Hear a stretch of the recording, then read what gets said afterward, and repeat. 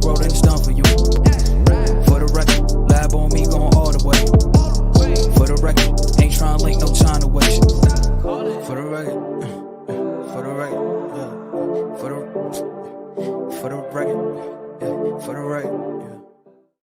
Happy Wednesday. We call it Hump Wednesday, man. Welcome to the Homeland Daily. Welcome to episode 39. My name is Dane Cameron. Thank you so much for tuning in. And we have the rest of our panelists, our host here tonight. Let's introduce Liz Charles right now. Man, I like the many faces of Liz Charles. Or should I say the many hairstyles of Liz Charles? I don't know what hairstyle I'm gonna get with you, man. But it always looks good. That's the thing. Like, look at this. We got jewelry today. You know, I think that this is one of the beautiful things about being a Black woman that I personally really appreciate, and that is the ability to keep things flexible. We use our hair as a statement. You better believe. Absolutely. What's like your favorite like this is my hairstyle, like I love, like this is my dopest style. Like which one describes you the most? I don't know. You see, because I love me like a good afro. I feel like I'm channeling my inner Janelle Charles when I've got my hair out, just blown out. But then like when I got some faux locks in, or when I got like my passion twists in, I feel like like a different side of me, like a sister soldier side of me. So I don't really know. I'm gonna tell y'all a secret. So I know there's some Black girl who can relate to this, right? So when I was a kid, I was like, every girl in my class had creamed hair by the time they were like in 6th grade, right? Yeah. So I was like, I want to cream my hair. Janelle Charles was like, you ain't touching your hair till you're 16. So I turned 14 and I was like, okay, I want to do something different. I want to do sister locks. Will you let me do sister locks? And she was like, no. So like I went to the hair salon one time and they just flat ironed my hair. My mother walked into that salon and cussed in some holy cuss words. Everybody out. So now that I'm older and I'm an adult, I like to experiment and get out all the choices that I couldn't do as a child. Whatever you want, right? It's your world. It's whatever you want. That's Liz Charles, man. We love her. We appreciate her. Thank you guys for making it on tonight. Let's give it up for our next host, Rico Rolando, the Republic of West Bay singer, songwriter, and producer. What up, Rico? What's up, guys? Today is like no other day. I feel like it was hotter than anything in this whole world. I feel like I was melting today. But other than that, I feel like super blessed to be here on Homeland Daily. There it is. I keep forgetting to say that Liz Charles is also a filmmaker, guys. So this is important to say because she's really good at it. I think before the whole COVID situation, she had a show before we wrapped that I was excited about. Like I couldn't wait to see what this show was going to be. And so I keep forgetting to mention that, Liz. I'm so sorry, but she's a filmmaker also, folks. And I need y'all to keep that in mind just in case. Put some respect on my name. Exactly. We gotta respect that title because it took you a while to get that and you worked hard to get that. So I got to keep remembering that. So guys, now that we know how your day was and how everything went, man, let's get into the entertainment report with my homie Rico. Rico, I want to hear the entertainment report, but I need a one line on how Dane's week was. Go. Dane was. My week was, guys, I'm still a little bit frustrated because of this whole this racial injustice and what's going on in the United States right now. Yeah. So my days are just different, man. Like I feel like I just need to, you know what I've been doing? Just educating myself. I've been reading more books. I've been watching more movies. I've just been playing catch up because I felt like I've been left behind and trying to keep myself out of it when I shouldn't because I've been silent for so long and now I'm just trying to learn. So you putting in that work. Yeah, I'm just putting in the work. Like Liz has been recommending movies. My friends have been recommending books. And I just been like deep diving. I'm so serious with this, deep diving. So that's been my day. I'm educating myself. I'm creating knowledge in here so no one can ever tell me I don't know what I'm talking about, right? Yeah. So yeah, I had a good day. That's so there you go, Rico. Yeah, well, you know, speaking of racial injustice, Thomas Lane, which is one of the 4 police officers fired from the Minneapolis Police Department and charged for the death of George Floyd, he actually posted cash bail of $750,000 today and was shortly freed before 4 p.m. So the sheriff's office spokesperson said It was a fundraising website on his behalf and has since been taken Wow. down since today. So soliciting money through PayPal donations and said that the bail amount was unfairly high. So they're also declaring that Lane did everything he could to save Floyd's life, but unfortunately, he still passed away.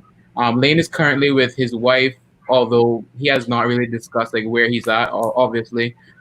His next hearing is going to be on June 29th, and his attorney says that he's planning to file the motion to dismiss the charges. So, guys, what are your thoughts on Thomas Lane beating the bonds? Oh man, this is hard, Rico. This is listen. Is this the one? And help me out here, guys, because I'm a little bit confused. It's for these individuals, right? Yeah. But is this the one that was basically telling the senior officer, should we turn him around?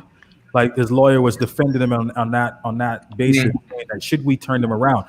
Now I know that a lot of people are coming to his defense because they're trying to say that he actually was trying to do something good for George. Now I don't believe this whole conspiracy that they're making up and stories they're telling because a good human being would have done the right thing in the first place. It doesn't care who you're talking to. You just know right from wrong, and that's just it. I'm a little bit destroyed that there are people that think that they can actually pay that amount of money to get somebody out of something they did that was wrong. Like Crazy. I can't speak on this right now because I would be pure ignorance will come out of my mouth. I'm really, See, I'm trying to sip my tea over here, like Yeah. just keeping it.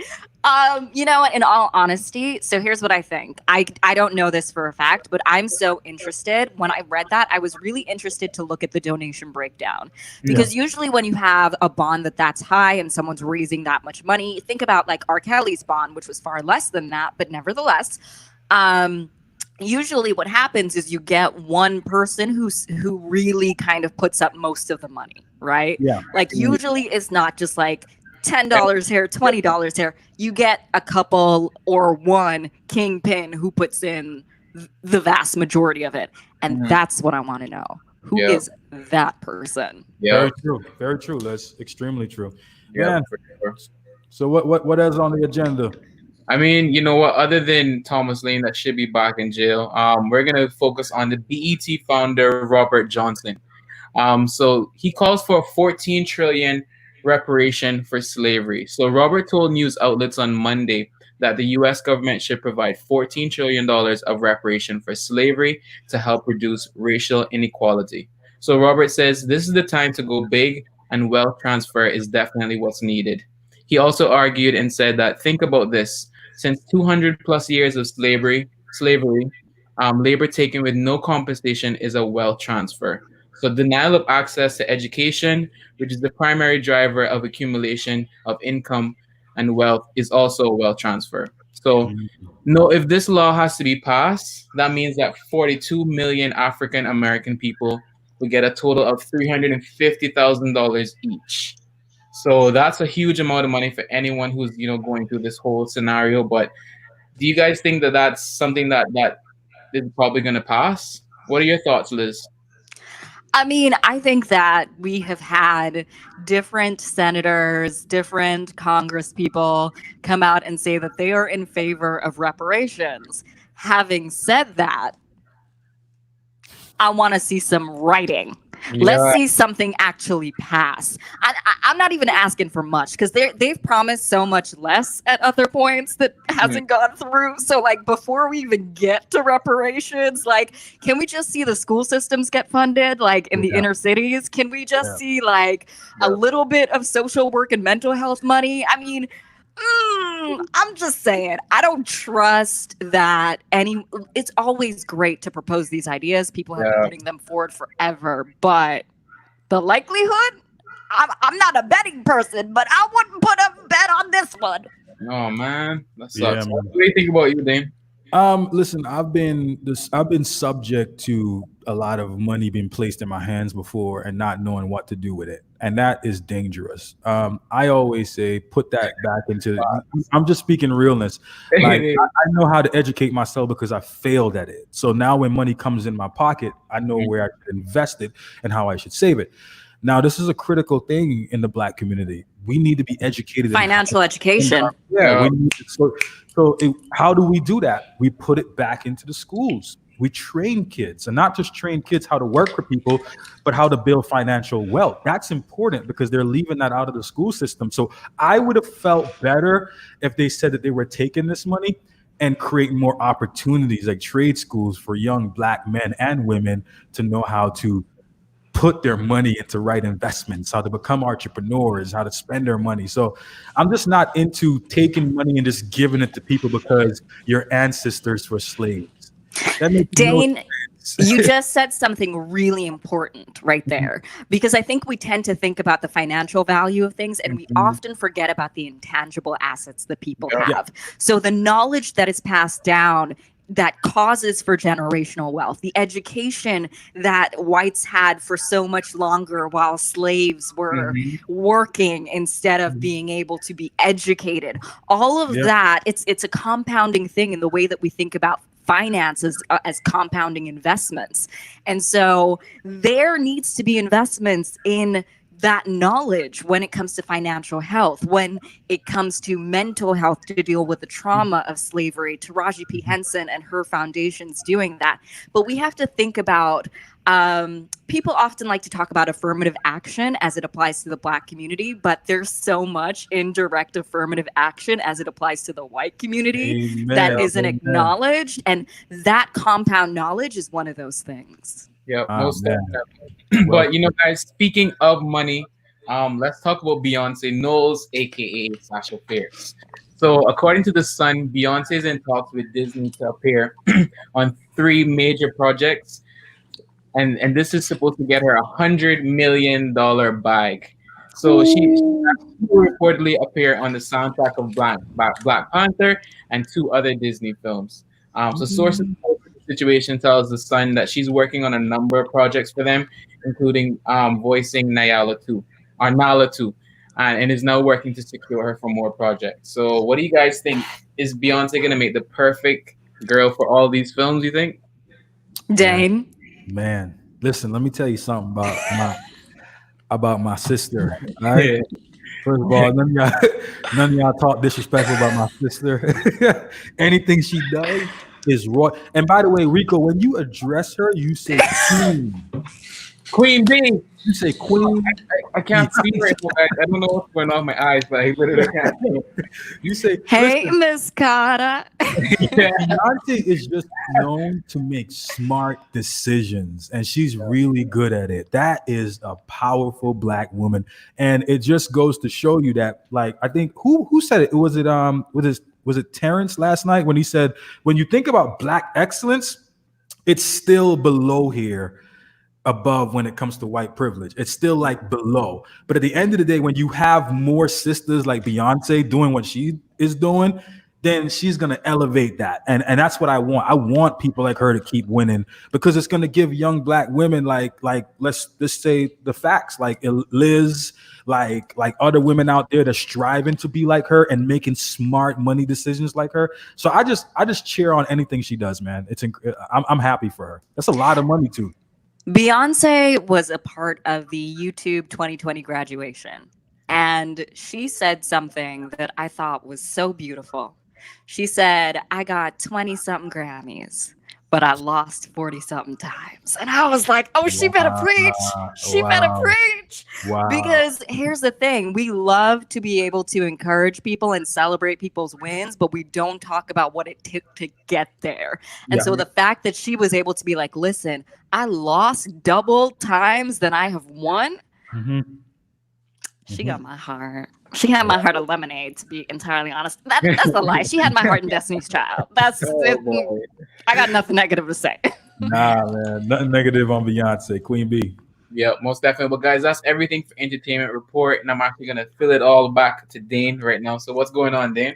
All right, man. Episode 39. Happy Hump Wednesday, everybody. And welcome to the Homeland Daily. If you're just joining us, big up to everybody that's tuning in. Don't forget, we want you to be a part of our conversation.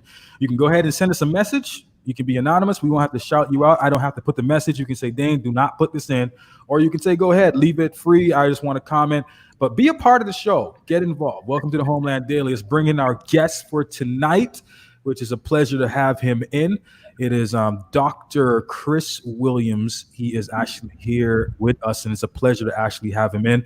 I took the opportunity to read his book today. No.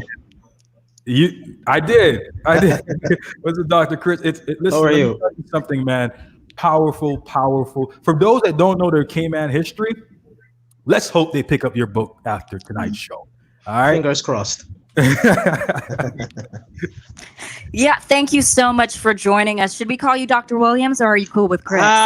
I love Chris. Chris is perfect. Or Dr. Good. Chris, doesn't matter. Thank you. Okay, I'm gonna call you Dr. Chris when we get I real like deep, that. but right now Okay. I'm gonna start with Chris. All right, we family here. Sure, So, sure. can you just tell us a little bit about your background, both about yourself and your own nationalities, what you Okay. identify as, Mhm. and your work and what you're doing as what you're writing about, what you're studying, what you're researching. Okay, so Christopher Williams, you know my name by now. I was born in Jamaica in 1977. He gave a year, Right. y'all. Continue. Yeah, right. only lived there all of 2 years before I moved to Cayman Brac, and I more or less was raised in the Brac, right? So I was one of those who was a bit unsure, if you will, of his identity. I used to code switch a lot. I don't know if you know what that means. So I would use the Caymanian dialect at school with my friends. And then, of course, once I was home in a Jamaican household, I would brock out, if that makes sense. Yeah. Right? In any case, guys, during my upbringing, I became, let's say, painfully aware that I was different. Right. Of course, based primarily on how students would talk to me, you know, their reactions and responses to me. And it sort of made me realize that, you know, for a good chunk of my upbringing, I was not considered Caymanian. Right. I was considered, you know, you old foreigner. And I guess other racial epithets were used that I will not use on your show. But it just made me realize that, you know, I had a long way to go before quote unquote being accepted, if that makes sense. Yeah, So I more or less went to school abroad, but always came back. And, you know, my PhD, so that book you read, or I sent you my thesis as well, which is actually my first book, which is entitled Defining the Caymanian Identity. So that more or less work was my effort to get to the bottom of this whole Caymanian divide, the divide between the new or paper Caymanian and the native or established Caymanian. You know, what drives this divide, right? Is race? Does race play a part? Is xenophobia integral in this? So I am now an associate professor at UCCI. I teach a number of courses there, including Caymanian Society, which more or less looks at Caymanian history from earliest times all the way up to the present. And so that's more or less my remit. That's my mission, to sort of inform our youth as to their past, and to sort of give them the idea that, you know, this is a past that you should love. Yeah. Because sadly enough, many of our youth, they don't know about their history, and I dare say they don't care to know. Yep, definitely. And what was like one of the defining moments that made you say, like, you know what, I really need to go in here and teach the Cayman history to, you know, not just my daughter or my son, but to everyone else who's growing up? Well, I guess that I don't know if there was a particular moment per se, but I do know that, you know, once I started my postgraduate career, I am a historian by trade, right? And of course, that meant that I had to spend countless hours at the Cayman Archive, right? Countless hours, and just reading. And in reading, and, you know, paraphrasing and sort of parsing these historical documents, I sort of came to the realization that, you know what, you kind of have a lot of knowledge here, because, you know, good research, or any research worth its weight in gold, Mhm. right, should yield novel, or let's say obscure or sought after information that would not otherwise be available. So it was just in that moment of researching that I had the epiphany that, you know what, I need to teach. Teaching is for me, and what better thing to teach than Caymanian history. I am in Cayman. I am a historian. Why not? Yep. That's Yeah, it awesome. is. Man, like I don't know what to start off with. Like there's so many questions I have for you. Like one of the things I want to do is kind of like make my because my kids are really like eager to know the Cayman history because I think they Right. got challenged when they went away before and they were Mm-hmm. trying to express to their American friends like, yo, this is the Cayman history, but they really didn't know. And Right. I can admit, sadly, I can admit too that sometimes I struggle in that area, Mm, but I'm willing to learn. Um, I think the most important question I want to start off with asking you, because we still have a little bit of time. My sure. first question to you is, what defines a Caymanian? Like, what is a Caymanian to you? All right. So, what a question to begin with, Dean. The thing is that what it means to be Caymanian, it's open to interpretation. Hmm. You know what I mean? You have those folks who are native Caymanian. And according to my dear colleague, Mr. Roy Bodden, he determines that a native Caymanian is someone who can trace his or her ancestry in Cayman Mm. throughout the past 3 generations, right? Or through at least 3 successive generations leading up to now, Wow. right? I So, of course, right? Now, that creates a problem, right? Because people like me, right? My Kimanian ancestry is shallow. In other words, I cannot say that I'm a Kimanian based on that criterion. Mhm. But you can't tell me that I'm not Kimanian, right? Mhm. Because I grew up here. I'm invested in these islands, right? I call these islands home, right? I Whenever I went abroad to spend considerable time, Cayman was always in my head and on my heart, right? So home, that idea of home, I think transcends um, nativity, if that makes sense. And so I think that what it means to be Kimanian is open to interpretation. It means a lot of different things to a lot of different people, and sometimes that difference can be nasty, right? So some folks will look at me as they have done in the past, and they've said, "Oh, you're not a Kimanian. You're Yeah. not a real Kimanian. You're a paper Kimanian." Okay. And it used to hurt me at one point, but to be honest with you, I'm over it because I define who I am. You know what I mean? Mhm. Too long have I been allowing, people to define me. And if, you think that I'm not a Kimanian based on your criteria, then, it's a free country. So it's your right to feel that way. But I dare say that I am not going to get into that argument because I used to get into it when I was younger. Hmm. I'm kind of old now, so I don't know if you see my gray beard and my bald head. I cannot grow hair on my head. So there are certain arguments that I'm past, to be Yeah. honest with you. That's beautiful. Okay, I'm going to set the context for you Sure. because I am a global citizen. I am Hmm. a third culture kid, as one might consider it. Okay. I was born in Jamaica. My Hmm. mom's Jamaican. I lived in Guyana for 10 years. My dad's Guyanese. My Okay. family's been in Cayman for 20 years, 10 of which I've been in the US for with, Hmm. my all of my studies.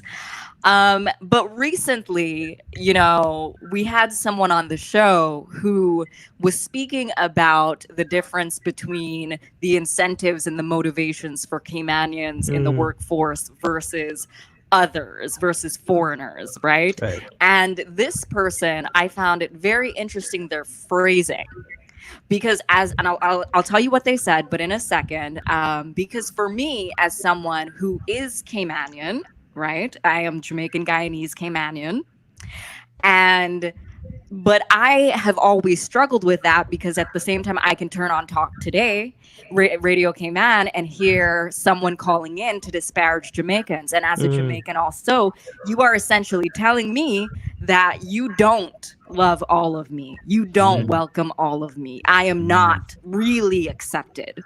right?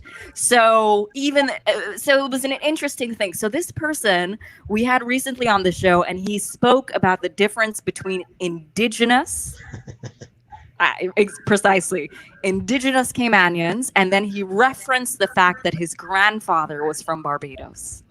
So two things there, right? So the first is, as I heard it, the term indigenous to me, I was like, I don't think Native American, right? using that word for Cayman. So can you define indigenous and how it applies to a place that has been discovered, and when it was discovered didn't have any inhabitants at all? So technically there are no indigenous people. Yeah. And two, that kind of flies in the face of what the Caymanian is. So if you can just speak to that as it pertains to Cayman. Right. So there isn't. This one is kind of tricky. Now, it was Mr. Borden who said in his book, The Cayman Islands in Transition, that Cayman is a totally imported society, right? So, of course, as far as historical evidence goes, there weren't any Native Americans. Native Americans didn't reside in Cayman. Probably they knew of the islands, but there's no evidence that they actually resided here. Okay. Now, I prefer the term established Caymanians. Okay. I guess you can add native Caymanians as well. And I'll give you an example. So when Columbus discovered the ocean blue in 1492, I hate that saying. I hate it to death. Right. We don't love him. It's okay. Continue. How could you have discovered something or some place that had been inhabited 30,000 years up to your discovery, right? So we know, guys, so we know that, Columbus encountered the Native Americans. The Native Americans themselves, in technical terms, would not have been native to the Americas because they were at one point Mongoloids who came over during the Ice Age, and throughout thousands of years, more or less, they became nativized, right? So keep that in mind. So if you think about when Cayman was permanently settled in the 1730s by notably the Bordens and the Fosters, then consider that these Bordens and Fosters, when they came here, they were not Caymanians. They had to become Caymanians. Precisely. See what I mean? So it's about, and think about the fact that slavery also existed here. Those slaves in Cayman as well had to, at one point, have seen, let's say, their surroundings as, of course, subjugated as they were, but their interactions in Cayman and around Cayman would have begun to, let's say, develop into roots. Folks had to come here and put down roots first. They had to cultivate that sense of belonging, and it was only after that. And in my first book, I more or less say, perhaps took a generation. So after the first Fosters and Bordens came over, maybe their offspring, right, decided for better or worse that this is home, this is where I want to be, and that's where the notion and the practicality of Caymanian, I think that's when it was conceived. That's awesome. That actually leads into my next question as well, because we're seeing such an uproar in the States right now when it comes to different statues that are withheld there. And actually, Nancy Pelosi, she actually called for an immediate removal of 11 Confederate statues. Yes.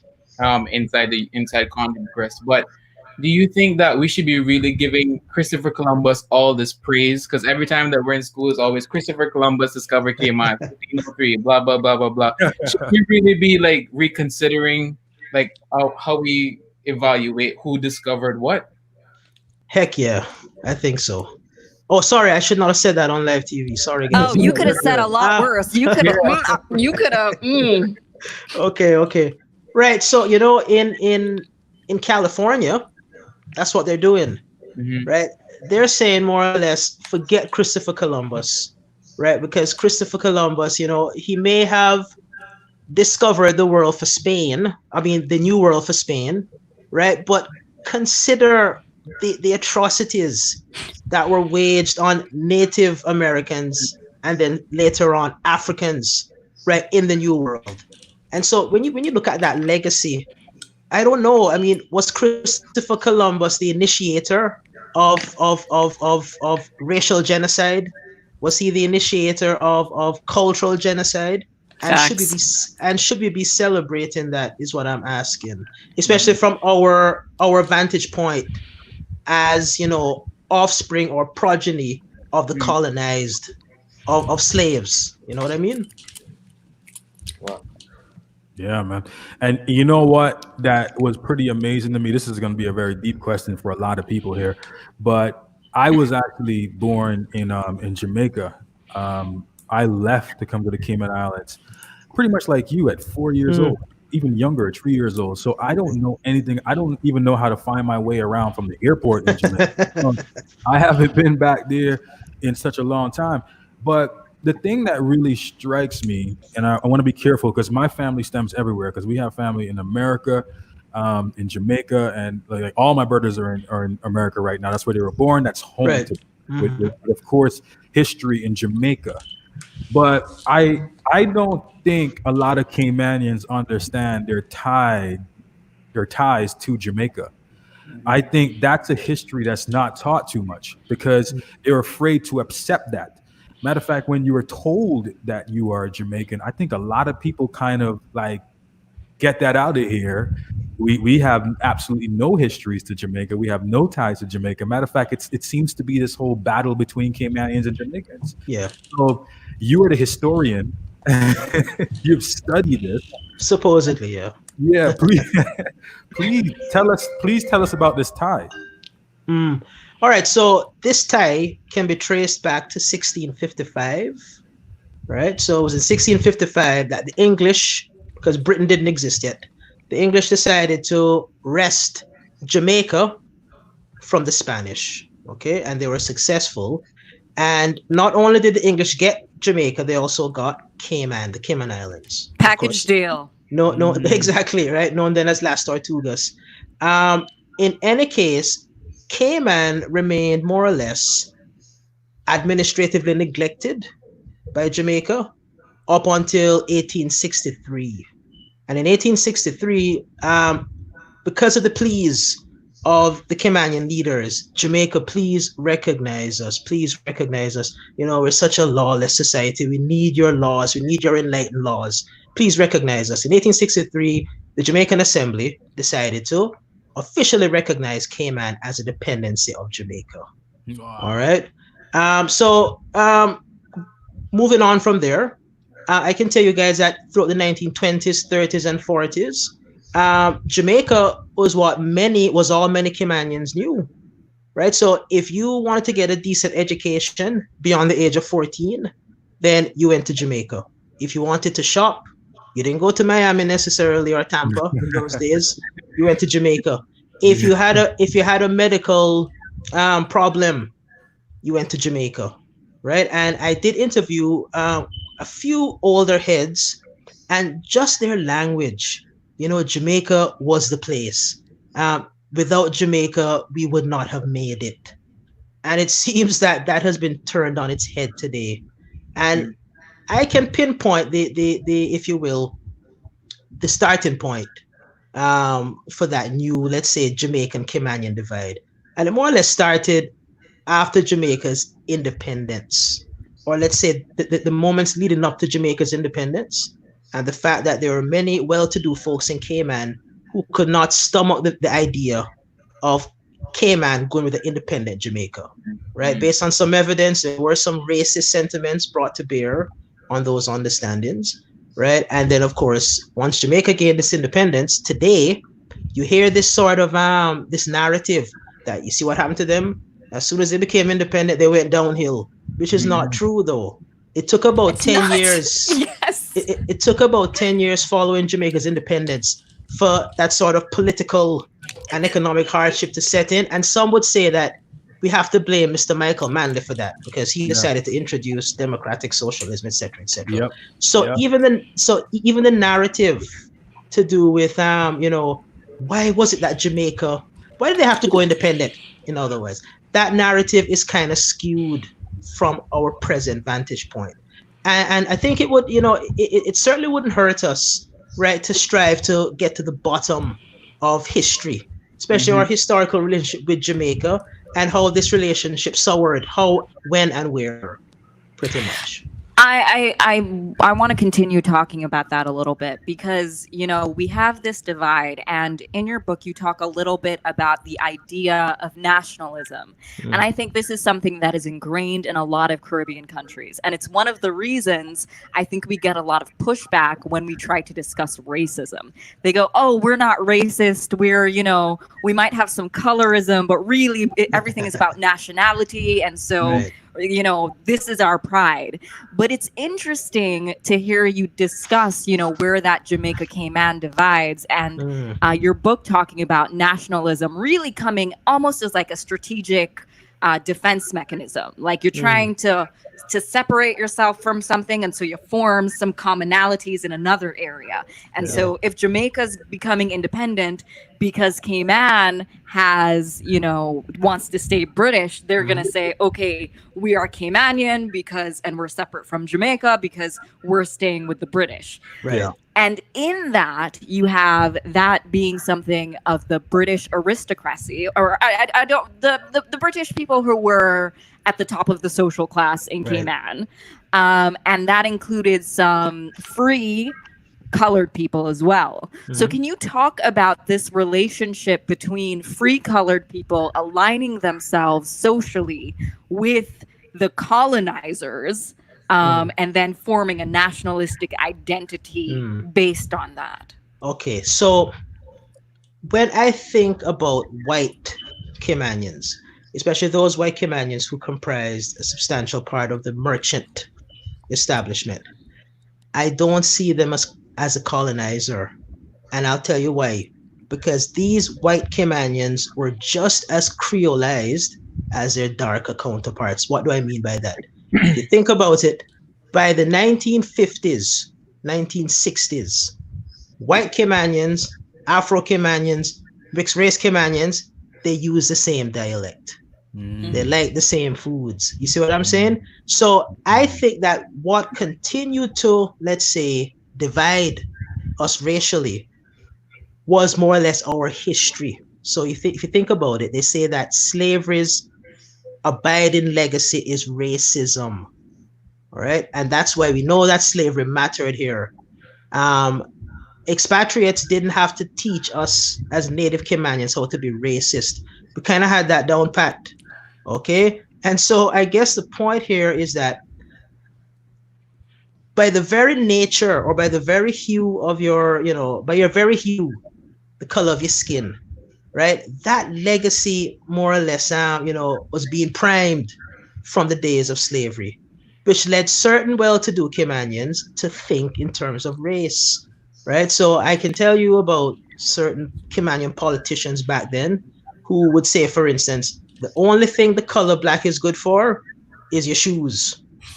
Black on a black person, trust me, you can't trust anything black. And So then, so, when do we get to this point where we say, "Oh, color doesn't matter to us"? It's all we're all, and black people are aligning, darker skinned people are aligning themselves with the lighter people and saying we're all one. mm, that's a tough question, right? So I think that we say those things, right? But I think that we say, but we sort of think, and sometimes we think differently subconsciously, right? So I can recall discussing, having a discussion with a Kimanian mother a few weeks ago, right? Dark skinned lady, and she made it known to me, to my surprise, but not so much, that she doesn't want her black daughter marrying anybody too black, right? Because she wants kids with pretty hair, Oh, right? Or okay. or she wants kids with lighter skin. You Mm. see what I'm saying? So the point I'm making here is that we speak as though we're united, but I think we still betray, residues of that legacy. Mm. You have black people hating on black people saying, "Oh, that old black person," right? You have black people distinguishing amongst themselves based on the shade of their skin, right? How have we gotten over race? How? We haven't. And I Yeah. dare say that it doesn't only apply, from white to black. right? It applies from black to white and within black and black to brown and you name it. Yeah. So but in your opinion, do you think that it's a bigger issue with racism or with colorism in Cayman? Oh goodness And me. can you actually separate those two? Because Yeah. I actually really, I don't, I think that we like to say that they're separate, but how can one separate the two? Yeah. They're not Good separate. point.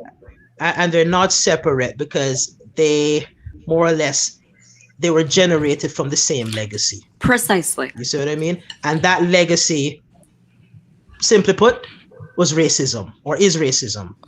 So for the simple fact that you're black and or that we're all black and that some of us are inclined to view ourselves as better than because we're of a lighter shade, that's coming from the days of slavery when the master had done such a wonderful, I say that sarcastically, did such a wonderful, he gaslighted us well.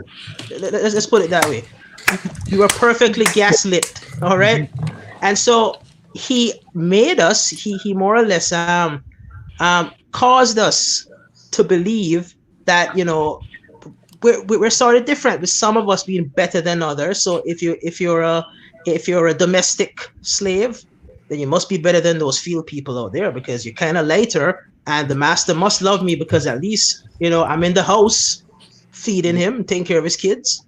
And so I come back to this whole idea of legacy, of indoctrination, right? I mean, why is it, guys, that we find certain religions offsetting or off-putting that aren't Christian, right? I mean, could it be because the master or the European came to us and forced us to forget our African ways, and not only forget them, but to demonize them? And in the process, we embraced his religion to the point now you can't tell many Christians that, Anyway, I think I'll stop there. Perhaps I've outlived my welcome. No. Listen, opinions are welcome here. Yeah. Listen, I want to talk to you forever, man. Hopefully we can get you back on the show because this is a very important topic. Sure. Hopefully we can create a segment just for you. Oh, goodness. But big up to everybody that's listening to, by the way. It was a section, I want to say it was in the book or the paper that you wrote in university, but you distinguished that at one point between the free individuals and slavery, there was 58%. Yeah, there was right. So 58% or 53% in slavery. And I've always told my kids, I said, look, this is not your problem. It's not your problem that racism exists, but it is your fight. This is going to be your fight, because I think that racism was taught ever since I've been educating myself, because of good people like Liz and there's other friends out there. It's taught in the household, right? Okay. So if we had 53% at one point here in Cayman, is it not a fact that a lot of people still are moving like they're not free? That they have to be silent on certain issues, and like we feel like we're not free. Because I wasn't around for the slavery time. I wasn't one of that 53%. But do you feel that there's a lot of households here in Cayman that are still deeply teaching racism? Yeah, and I don't think negatively, by the way, like they're telling their kids, oh, yeah, you can have a black friend, but you can't marry a black guy, marry a black woman, right? Right. So based on the example I gave a while ago, that is very much with us. But I think what is perhaps more dangerous is the silent lessons that are passed on to us, right? When your socialization, right, becomes entangled or intertwined with race thinking, right, to the point where, because I can tell you a story, and I will not use any names, but I remember a certain child, a white child, right, approaching another child at some game, right? These children were like 4 or 5 years old, and the white child proceeded to tell this darker child, black child, that, do you know that I'm allergic to brown people right here in Cayman, right? So it got me thinking. It got me thinking. Was that child taught to say that? Or Yep. or was it explicitly taught? Or was it that more or less he sort of picked up on his parents' invisible or tacit cues? You see what I mean? Because the average parent will say to you, I am not racist and I will not, and I have never ever taught, or brought up racist ideas to my kids. But sometimes it's not about saying it. Sometimes it's about the action, and quite often the action, coupled with what you do say, these sort of coded ideas, sometimes those comprise a good enough lesson whereby people will, become, let's say, socialized according to that and will continue the legacies of racism. We're reaching close to our time, but I want to ask you this question really quickly. So we were talking earlier about reparations and the Sure. conversation around that in the United States. Now, it was my understanding from reading your material, and it's something that I did not realize before, but makes sense.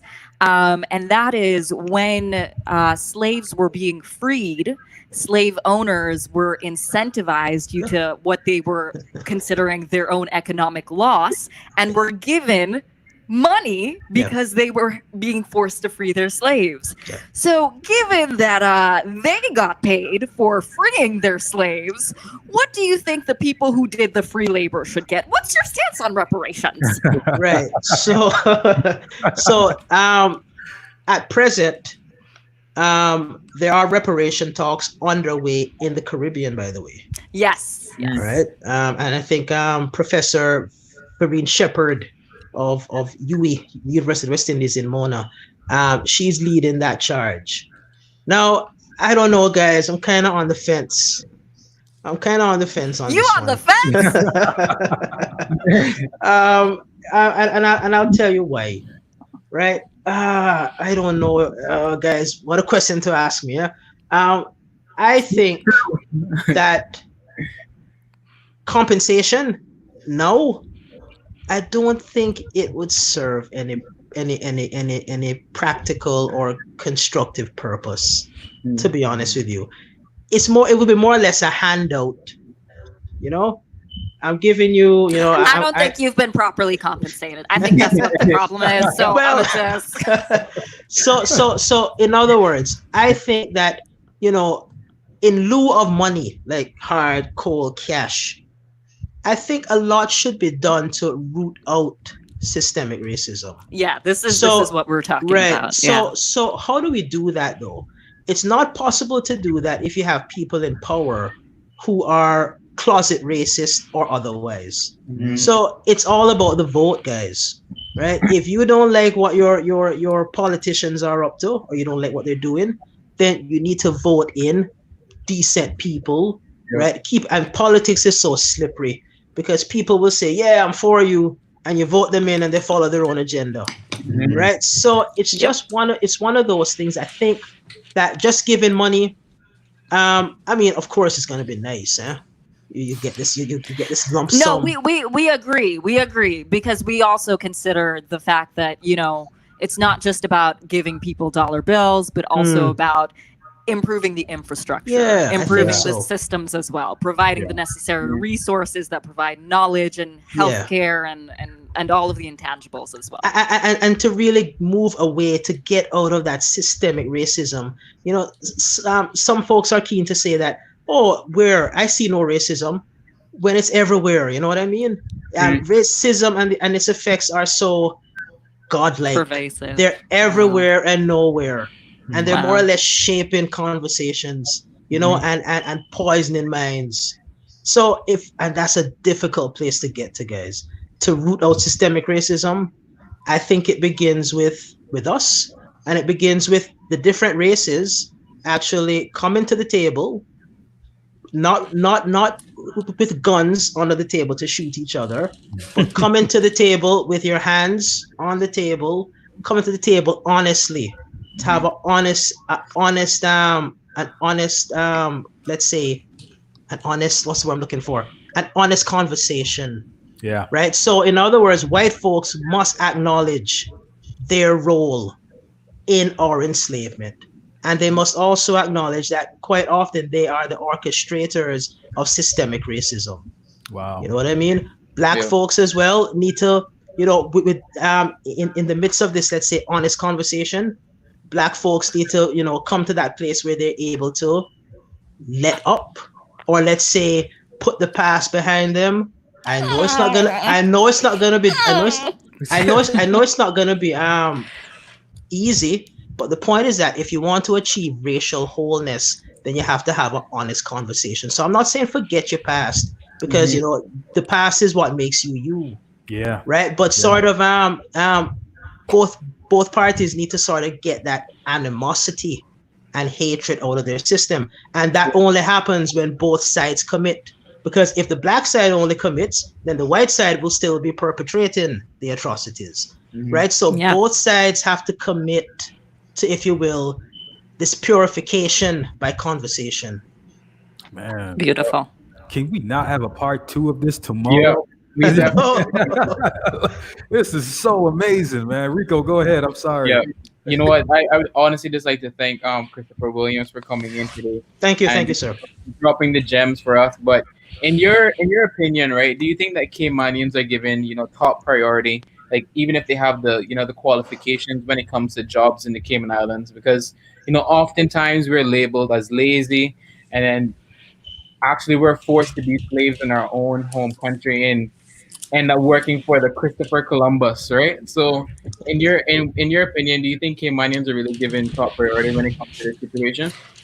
Oh, I would say not all the time. Okay, you have a civil service that is largely Caymanian, right? So that's a good thing. Now, I don't know if you guys have seen some of these ads in the paper or elsewhere, right? Bartender needed, must speak Tagalog. Tagalog is like Filipino. Right? Yeah. Must speak French or Russian. And so I asked myself, what's the purpose of this ad? Right? Is it to sort of discourage or dissuade the locals? Right? So I think, guys, that more needs to be done at official levels, right? To ensure that Caymanians, those who are qualified, right, are allowed to, let's say, achieve in terms of that job that is suitable for them, right? But I kind of like to be fair here, and I will say that there is that need. We do sort of need outside help. In other words, you have the experts who are from outside, and Absolutely. So the idea here is that these folks should come here, should be given security, right? So if they're here for long enough, they should be able to apply for residency, etc., etc. But I'm always a firm believer that these expatriates should be training Caymanians, right? So what they call it, successive planning, right? Successive training, where you train someone to actually take over. And that someone should be Caymanian, paper or otherwise, native or otherwise. Yeah. But the problem is sometimes some folks, they have this high level job, and they're keen to bring someone else from the outside. And so the qualified Caymanian falls by the wayside, right? And you have heard the stories. You're too qualified, you're overqualified, right? Or you have the qualification, but you don't have the experience. Yeah. So when, pray tell, would I get the experience? You know what I mean? So yeah. I think that we have a lot of work to do in that regard. Absolutely. Listen, this has been a brilliant show. Welcome to the Homeland Daily, episode 39. We had the pleasure, and let me just repeat that one more time, the pleasure of having Dr. Christopher Williams here. Book is amazing. Where can they go and purchase your book before we wrap up tonight? Actually, my second book has been blacklisted. Hey, after reading, I can see why. Because oh my God, people are afraid of the truth. Right. So I don't know if you can give the audience my email address, and if they need a copy, then they can come to me. We will go ahead and add that on our Facebook page so they can get in contact with you and get your book. But it's a must read. I've always told people that knowledge is key, and the new wealth is up here. It's not property. It's not what you're thinking, buying a car or buying a business. It's here. People pay for that. But we do this every single time we end our show. We want you to give some words of encouragement for the next 30 seconds to 40 seconds to someone that's listening tonight, and you just want to kind of educate them on a certain topic that's in your head right now. Is that me? That's you. That's okay. you. Oh gosh, it's me. Okay. All right. So I will say to younger Caymanians, I know it can be difficult, right, and hard, and in terms of work, and in terms of your confidence, feelings of belonging, etc., etc. But what I'd say to you is this: get to know your history. You know what I mean? Know about where you're coming from. Okay. Now I know this sounds cliched to death, but you won't know where you're going until you know where you've been. And so quite often, we're sort of going through life ungrounded, if you will, untethered, right? And some folks will say, oh, history doesn't matter. But you'd be surprised if you know where you're coming from, and if you commemorate where you're coming from, then you're that more grounded in your experiences as a Caymanian. And no one can tell you anything, and no one can put the wool over your eyes, right? Because you're in the know. So knowledge, guys, it's a heck of a thing, right? And knowledge is power, I dare say. Amen. Beautiful. So good. What about you, Liz? My last words would be that for Black people, for people of color, we need to remember that our history did not begin at slavery. It began before it. And there's a young woman who was on video this week, and she was eloquent and said a long dialogue. And the last sentence of what she said was that America is lucky that Black people are looking for equality and not revenge. And I think that speaks to what you, Dr. Williams, were speaking about in terms of coming to the table and saying, okay, you know what? We understand you cannot make up for what you've done to us, but here's how we move forward. Nelson Mandela was able to lead South Africa to do that in post-apartheid South Africa. And I believe that as a world, we've also got to walk with that same mentality. It is know our worth, know our value, know our history, which informs those things, and then take what we can to move forward. Yeah. Rico. Definitely. I'd like to shout out everyone who's watching right now. Regina, Rosalie, Terrianne, Isadora, Cheyenne, and Michael. Definitely thank everyone else for also tuning into the Homeland Daily Show. And I think after learning all this, I definitely want to have Chris back for sure. And this needs to be taught throughout, I think, the schools, because we have this whole thing of Christopher Columbus discovery came on, and that was the end of that. I think that whole thing needs to be switched up, and I think, Chris, you're definitely spearheading this whole thing. So thank you again. Thank you, sir. One of my favorite subjects in school was history, and I understand why, because I need to know where I'm coming from. That's very important to me. Parents, I want to speak to parents because I am a parent, and one of the things I want to urge you to do is please, if it's not being taught, if it's not being done in the schools, your house is a school too. Teach your kids, pick up a book, read to them, make them understand, so that way they're not going out there having ignorant debates or telling people things that they don't know based off of their true knowledge or where they're coming from. My kid is learning about Black history right now, and I just don't make him pick up a book and read it from a child's perspective. I want him to read it from the actual adult perspective, a book, a real life book, and give me his ideas and questions that he has. And this is why I love people like Dr. Chris, because he takes the time to have studied this. This is really one of those things that he stood up and said, I want to know my history, and he wants to live a life based off of this. And that makes you one of the superheroes without a cape. So I just want to thank you so much for being a part of the show and spreading knowledge to us tonight. We really appreciate you for that. I'm not the only one to echo that. You have tons of people that has also said that in the chat group tonight. So we'll go ahead and put your email address on the Facebook page, and we'll make sure your book is promoted, sir. Thank you, sir. Thank you. You're too kind. Thank you. Have a good night, doctor. Okay, guys. Take care. Thank you for having me. Man, what a great conversation, guys. Definitely. Amazing. How do we wrap that one up? I mean, we pretty much wrapped the show up, but any last thing you guys want to say before we hit that button exit? Christopher Columbus was a fraud. That's I'm done. Don't let no Christopher Columbus tell you what to do in your own country. You hear? I'm done. I'm done. That's the Homeland Daily. We'll see you tomorrow for Entrepreneur Thursdays.